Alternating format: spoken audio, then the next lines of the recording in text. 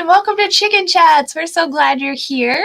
My name is Brittany Sweeney, and I am the Communications Manager for the Livestock Conservancy. Today, I am super excited to welcome some very special guests. We have Tilly at North Star Farm and her chicken, Meyer Lemon. We're so excited. That's so fun. Tilly's is a micro grant recipient, a youth micro grant recipient this year. So she's going to be here telling us all about her chickens and her egg business because she's a awesome entrepreneur. We're so excited to hear more about that. I could say peeping with excitement because I love puns and I can't help myself. So we really go for it, Jeanette. I'm excited to have Tilly and so happy she could come and join us because she has been so prepared for this chicken project, and thank you for her mom coming by. And Tilly, as Brittany said, is one of our micro grant winners, and she used the money that she got to help set up her egg business, which is pretty impressive little enterprise.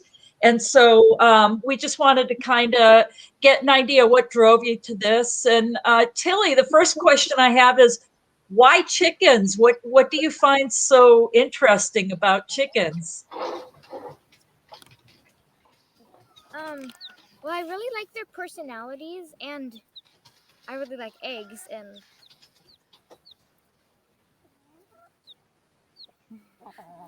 I don't actually entirely remember why I chose chickens. But you went all in. Yes. With chickens. Yeah, it sounded like you decided to get chickens as soon as you found out you were moving to a farm. Well, yeah. I feel like I wanted to go to the farm, move to the farm for sheep, and so Tilly had to pick something different. And chickens, she went all the way with chickens. And you wanted chickens, it was supposed to be for my birthday, but you gave it to me earlier instead. Yeah. Can I tell a story? I think yes, absolutely. We finally got chickens. We went to the store, and we were walking around the store and to get all the supplies that we needed. And I was asking all these questions because I didn't know anything about chickens. And Tilly was answering them instead of the sales lady because she already knew everything because she had read it all. So she still is much more knowledgeable about the chickens than I am. I love that. That's amazing. Yeah. And we should mention this is Gabrielle. This is Tilly's mom. Tell me a little bit about the chicken coop. It's a little bit different than most people's coop. It looks like you could actually rent it out as an Airbnb back there. So tell us about your chicken coop. We got it as an old RV, and then we ripped it out and cleaned it and repainted it. Mm-hmm. And now it's a chicken coop. Yeah, you were saying in your proposal that you had two big challenges. That was predators and wind. How is wind a big challenge for you out there? Was that why you had to get such a solid coop? Yeah, they kept blowing over the chicken coops, and we found an A-frame and it worked really well. But then because we had a bunch of chickens, we had like 4 different coops. So then we decided to get a bigger thing so we could fit them all in one enclosure. Okay. We probably lost, I think, 4 or 5 chicken coops that just blew over in the wind until we got the A-frame design, and it really, which works great. The A-frame, half of it's covered and half of it's a run, but we just couldn't make one that was big enough for everybody. It was getting to be a bit of a chore to move all the A-frames because we move them around every day. And we didn't have enough feeders and water. Yeah. Now it looks like can you move this RV around? Can you move the trail around? I see you've got movable poultry fencing around it. So you move it like once a week, or how often do you move it? Well, we've got a big fence, so we move it like once every 2 weeks. I think even we kind of set it in a spot where we know we can kind of move the fence so that it'll last probably like a month or two. I was just thinking it's right now we kind of have the fence going off at an angle, and I was thinking I think it's time to scoot the Yeah. trailer right now. So right now they're mowing our orchard. This is a new farm. We've only been here for a year and a half. So right now they're doing our orchard, which will. Now, you did a lot of preparation before you were going to start your egg business. Can you talk a little bit about the kind of classes that you took to get prepared for all of this? I went to an egg handling class. We did the egg handling class online, which was Yeah. because we're in a rural, we're in an island in a rural location. COVID actually worked as a benefit to us because then we got access to these Zoom classes that we might not have been able to go to otherwise. So we went to the Idaho. It was a University of Idaho Extension egg handling class online. Oh, wow. But the one we went to in person before COVID was a poultry vet class. Mm-hmm. And then we learned about the different diseases and how can you tell what they have. And how do you use all that information in your management of your chickens? Did you learn some important things from that health class that you use when you take care of your chickens? Like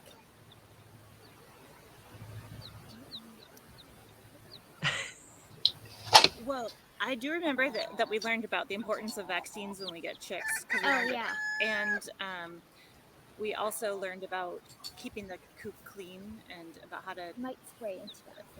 how to keep them from getting mites and stuff like that. Yeah. Okay. Yeah. Do you want to talk a little bit about your project and how you use the money for building your egg business? Well, I understand you have a actual egg stand at the end of your driveway, and can you talk a little bit about your business and how it's going? Well, we've been working on starting it. We've got all the pieces. We just haven't. We sold some. Oh well, we sold. So we got the cartons. Yeah, and we made the labels. Oh, wow. Great. So that one's large, and this one is jumbo. Boy, that's screaming to be made into a T-shirt. Absolutely. So I think in their grant she said only one, but then some of our eggs weren't fitting in the box, so we had to get. Yeah. They wouldn't close. Oh, wow. Mm-hmm. So what is the plan now that you've got your labels done and the cartons? What is the plan? How will you be running the stand? I have a lockbox out there, and I'm going to put up a sign about the cost, and then I'm going to put out the cooler. Here's the cooler. And oh yeah, we got a very visible cooler. It's hot orange. I love it. And so then I will go and check on the cooler multiple times a day to make sure everything's working. Oh, and we have a chicken of the week. Here, this is to show. Part of Tilly's marketing campaign. She made these. Do you want to hold it and show it? So, the hen of the week. This is to. She did this to highlight we have the brochures from the Livestock Conservancy out in the picture of her, but this is to get people kind of a little bit more fired up about the heritage breeds. So she has a picture of the hen of the week and the name, and why don't you tell what it says on there? And then there's also breed details, their weight, their egg production, their egg color and age, and then fun facts. Excellent. Those are cool. And it has a little bit to make it, how everything with local farm business, you have to have a story. She does a little bit about the personality of the chicken. Let me see, one of my favorite. Oh, here you can Popcorn. Read Popcorn. So Popcorn's personality is Popcorn makes noises just like real popcorn. And then if you see a group of chickens, it is most likely led by Popcorn. She is energetic and spunky. Sadly, she had a twin sister that was eaten by an eagle. Oh, what kind of chicken is Popcorn? A Polish. Ah, Now, the Polish chicken's supposed to be your favorite breed. Why is that your favorite? Because I don't know, I feel like they have more personality than the other chickens, and Uh-huh. I love their head poofs too. The top They're knot, not yeah. very good. Yeah, they're not very good egg layers though. At least not as good as some other breeds. So we only have a Hmm. few. And who are your best egg layers? Ooh, I think the Morans. yeah. And Pretty maybe much all the breeds we have are. We only got the good egg layer ones though. we did. Maybe Is that a the chick you have in your hands? Yeah, And what kind of chick is that? she's a silky. Yeah. Mm-hmm. Now, do you have an incubator and you hatch out your own eggs, or do you let the chickens, No, or we do you? got one from a farm store. That Uh-huh. few. we lost Tilly's favorite. I think that when Tilly names them, the eagles can tell, and those are the ones the eagles pick apart. Isn't No. that always the way? So we lost one of Tilly's favorite Polish. Do you want to tell them about your favorite Polish? Your favorite one? Her name is Runty Rascal, and she's a Polish, but she has like a tiny head poof. It's really small, like much smaller than it's supposed to be, and she always escapes no matter what. She'll always find a way out of the coop, Mm-hmm. and she has like she's awesome. So then we had to go take the ferry off island the next day and uh, get some chicks. Tilly said we're not replacing her. We're filling in the gap left by her because we had a big presence on our farm, and so we've never had silkies before. And Tilly, that's what Yeah, Tilly picked out to fill it. silkies and bantams. Mm-hmm. Now, what does your community think? Do you think you're going to have a lot of customers? Your island's kind of a small community there. Are there a lot of people looking forward to getting eggs? I'm not really sure, but I know people like more prefer natural and like organically grown stuff to like Mm-hmm. get manufactured stuff. They're also a lot. So I don't see what the difference tourists would make them. I think that tourists that come in the summertime are from a city and they aren't used to Oh yeah. all farm things get them really excited, and Mhm. so Mm-hmm. I think they're tourists. That's one of the reasons that we have besides the fact it was hard to buy.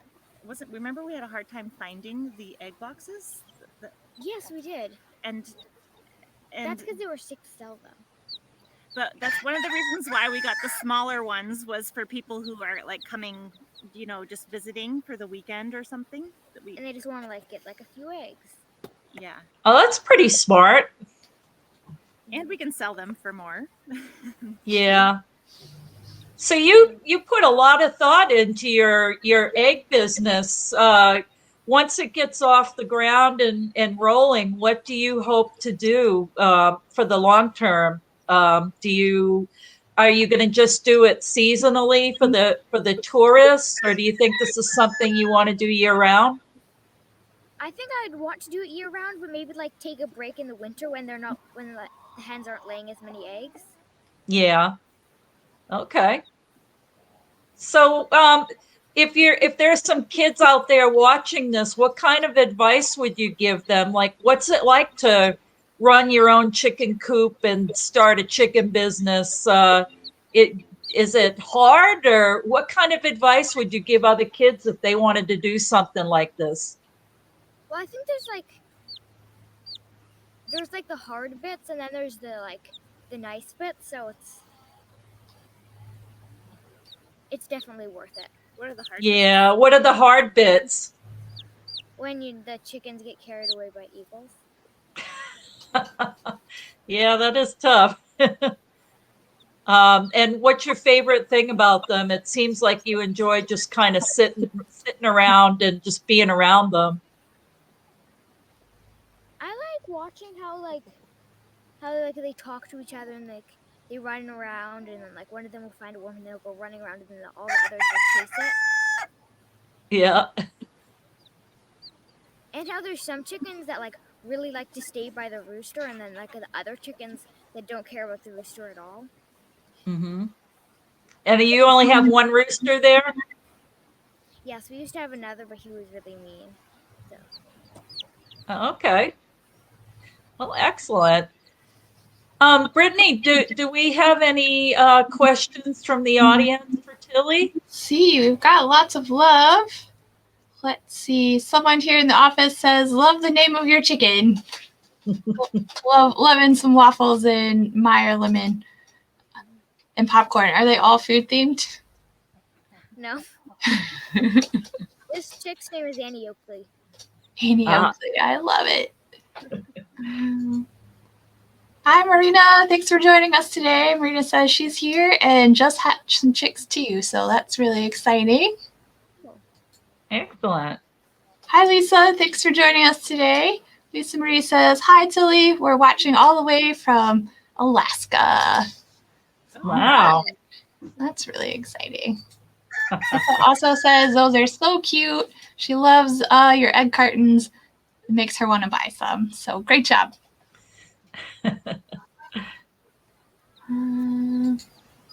Lisa also says, "What a wonderful marketing idea. Your chicken of the week. That sounds really fun." And then I think that's it. Other than the office also says your marketing should be the envy of many a chicken farm. You've got great plans that are well executed. So lots of love from everybody here on Facebook and in the office.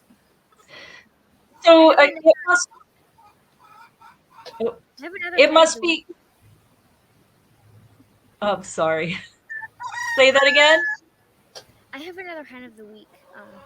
Oh yeah, who's your other hen? Her name is Rosemary. She's a speckled Sussex Bantam, and she's pretty old too. Let's see, we've got a couple more questions that came in. Hi, April. Thanks for joining us today. April says, "Hello from Fairbanks, Alaska. She just joined us and wants to see your egg carton again, if you've still got it on hand."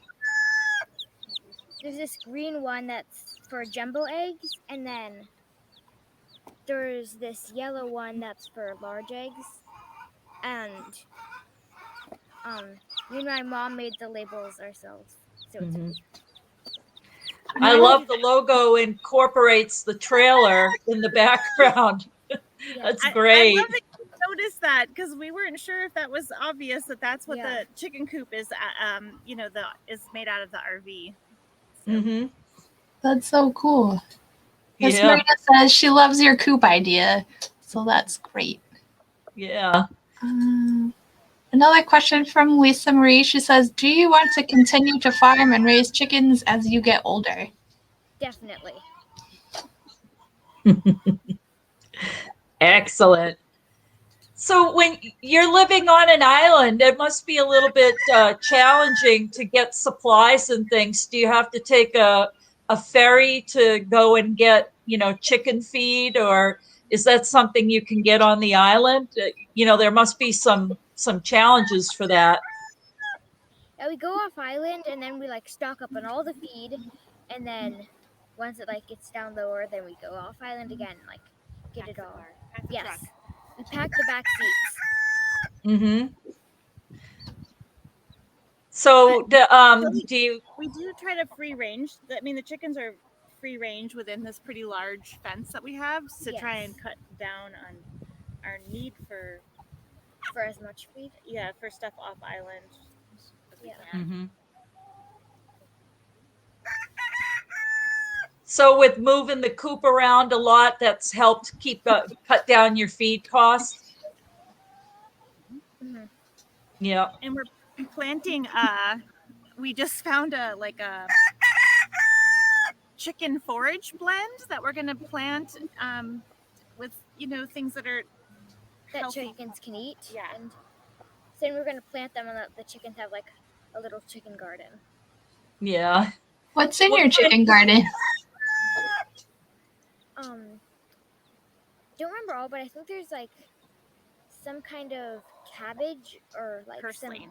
purslane, and also the nasturtiums. I didn't know that those are something that chickens could eat, but And some herbs like parsley. yeah. Parsley. But I was Mm-hmm. wondering, would they flavor the eggs? Because I think I read somewhere that they would. So I'm not Mm-hmm. entirely sure about We'll find out soon. yes. Where did you find the chicken forage mix? I bet you that's something people would like to know. Well, I kind of looked up like what edible herbs can chickens eat, and then we went to the hardware store and picked out a bunch of different seeds. Uh-huh. Oh, so you made your own forage mix? Yes. Oh, very cool. I think that's another future endeavor to sell our Pacific Northwest chicken forage blend seeds. I love it. Yes. Oh, we've got another question. Let's see. Well, thanks for the love, Marina.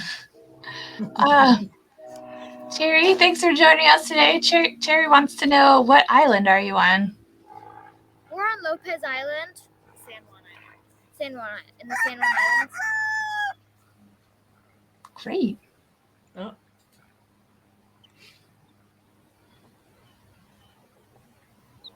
Sounds like we got some advice on how to deter the eagles. We do. Let's see. Lisa says placing screws at the tops of each fence post and zigzagging a 100-pound test fishing line over your chicken run will help deter those eagles. They do that in Alaska where they have lots of eagles. That makes sense. Remember somebody at the vet workshop had told us about going to get old fishing nets from people? Yeah, and then like putting them out, and having like bright streamers too. I think. But I feel like those would blow away. But I think the thing people also worry about, because eagles are protected, is if they get tangled in the nets. That's like we have to do it in a way so that the eagles can't get tangled, because that would be bad. Yeah. Mm-hmm. And I wouldn't want to touch it. Like the eagles are huge. Eagle. Yeah. Yeah. Yeah, there's this predator tape too that I've seen where it's a shiny, flexible tape that's like a long streamer, and put that on top of some poles and let it flap in the wind, and that helps to deter them too. Where I'm at, we have hawks more than eagles, and I've got wire strung across the tops of all my coops in 6-inch intervals, and the hawks never fly through it. It works really well. Yeah. I think the trouble for us has always been, especially like with the wind and the eagles, is that we want to be able to move the chickens around, because we have 40 acres. So we have we really try to use the animals as part of our grazing and adding their poop, but to make things portable, but then also be safe for the animals. I feel like we're struggling to find that balance. But I feel like we've had much less like eagle attacks with the fence. Like they don't want to go into the fence or something. It's a tall fence. We got the tallest fence. Mm-hmm. And I also I think having them in the orchard with trees also helps. Mm-hmm. Yeah. Well, I bet you the chickens will be great for fighting off any of the insect pests in your orchard. They'll do a good job eating that stuff up. Mm-hmm. Oh, and we have a bunch of cats, and sometimes like let's say like we're moving it, and then the chickens are out because we have the fence. Like we took the fence off so we could move it, and then then if a cat comes up, like the chickens will run over, and then they'll like peck the cat, like, "Hey, you get away from me." Yeah, that's great. A lot of people think cats are a threat to chickens, but they're really not house cats anyways. Yes. I know my roosters outweigh house cats by a lot, so Mm-hmm. Yeah, we've never had trouble with cats in my neighborhood. Let's see. Lisa recommends using the fishing line for your eagles. And hey, Kayleen, thanks for joining us today. She recommends fake crows and ravens. Oh, we do. We already have a lot of crows and ravens here. Actually, somebody at another farm thing we went to talked about training the ravens with food to ward off the eagles. And I asked her if she would teach a class because she trained the ravens to protect her lambs and her chickens. That's so cool. But over on San Juan Island, I think Aurora Farms on San Juan Island, that woman talked about that. Oh, wow. And they have classes for that? No, I told her she should give classes for it Oh. because that seemed like such an amazing thing to have ravens protecting your livestock. Yeah. Well, I know we've got crows on our property, and once the crows start nesting, the hawks go away. They won't come anywhere near our place. Yeah. We used to have an eagle nest like down by this tree at the edge of our property, but I don't think they're there anymore. Well, it's not the because I went down there and we used to be able to see like the tree and sometimes or see the nest and sometimes we'd see an eagle in it, but I haven't seen that for like a little while. Well, really cool. Thanks so much for joining us. Do we have any other questions or? I don't think so. Let's see. Kayleen she hears baby chicks and she just hatched some of herself. She loves some little floops. Do you want to show your little silky that you had? Yes. So much cute. I love it. Can we ask the group a question? Yeah, of course. What do you say? Like a month or two ago, the chickens, the eggs coming in were like off the hook. We were having way many eggs. We were giving them away to like the UPS driver and whoever would take them.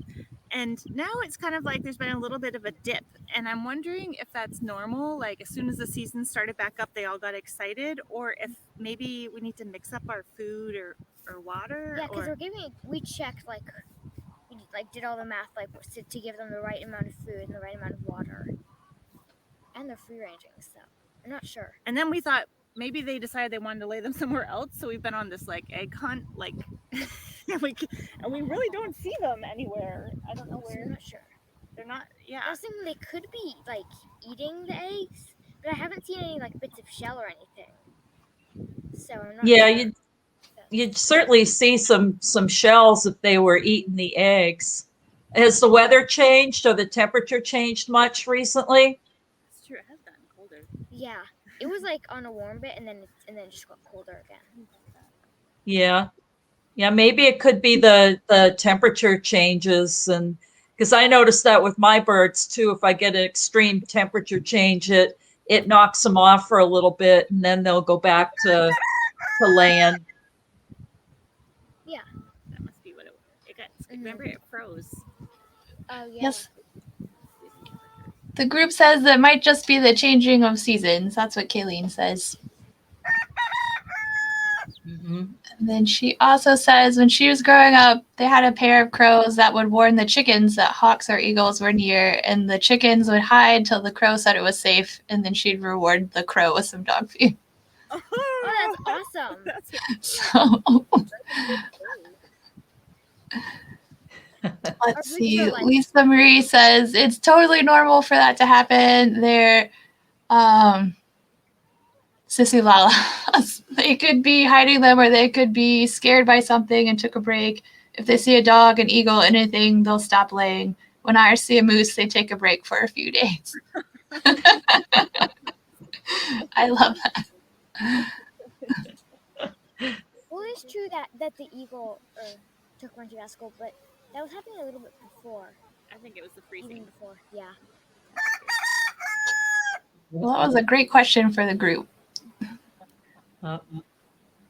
Well, Tilly, I think the last question was Lisa Marie wanted to know if they could follow you on social media for your farm, if your farm has a Facebook account. We're on Instagram at North Star Lopez Island, and we do post some of. Actually, I was gonna start posting Tilly's Chicken of the Week things up. Yeah, at North Star Lopez Island. And On yeah, Instagram. Okay. I'll have to ask. I'll have to ask my husband if we're on Facebook. I don't know. Well, Instagram is perfectly fine. It's okay if you don't have a Facebook account. Not everybody does. I don't think we do. Yeah. Let's see. But yeah, that would be great. Let me see if Well, I can get it up here. I hope we can check in with you a year from now and see how you made out with your egg business.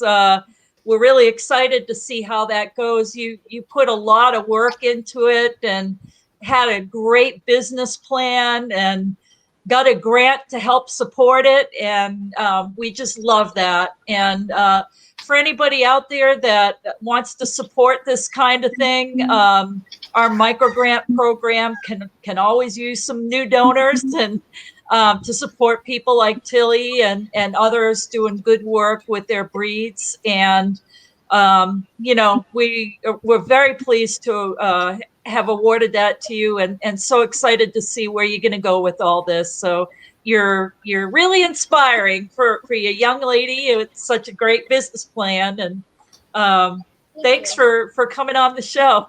That wasn't so scary, was it? No, it wasn't. Thanks. You did an awesome job. And thank you to all our members and supporters who make micro grants possible, who make programs like this possible, that support Tilly, that support rare breeds and heritage breed projects like hers. So thank you. And if you would like to help make more projects possible, let us know. We'll hit you up with all the information about how to give and donate and become a member and continue to make awesome things happen. Mm-hmm. That's my shameless plug of the day. So have a great afternoon. Thanks again, Tilly. And thanks again, Gabrielle. Bye. Yeah, thank you for coming. Bye.